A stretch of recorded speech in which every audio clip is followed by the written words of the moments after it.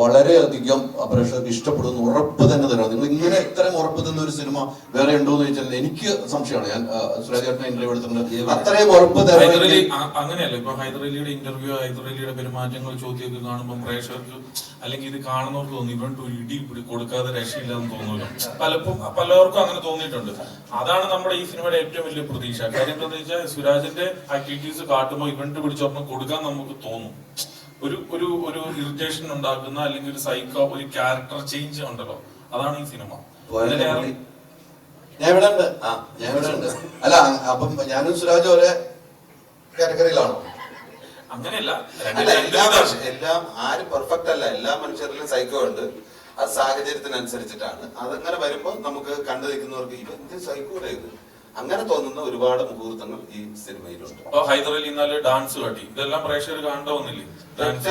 ഇതെല്ലാം പാട്ട് പാടുന്നു, തുള്ളുന്നു, ഇതെല്ലാം കാണികൾ കണ്ടുകൊണ്ടിട്ടിരിക്കുകയാണല്ലോ. അപ്പൊ അങ്ങനത്തെ ഒരു ചെറിയ ലിസ്റ്റിലും ഒരു സൈക്കോ ഉണ്ട്. അതാണ് ഈ വേഷത്തിൽ നിർത്തിയിരിക്കുന്നത്.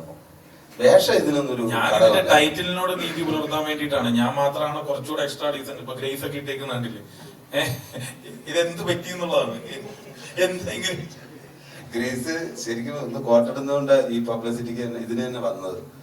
നമ്മളോട് പറഞ്ഞതാ, മറ്റേ പ്രൊമോഷൻ കഴിഞ്ഞ് കഴിഞ്ഞാൽ പിന്നെ ഒന്നിനും വിളിക്കരുത്, ഒന്ന് കോട്ടിടാലോ.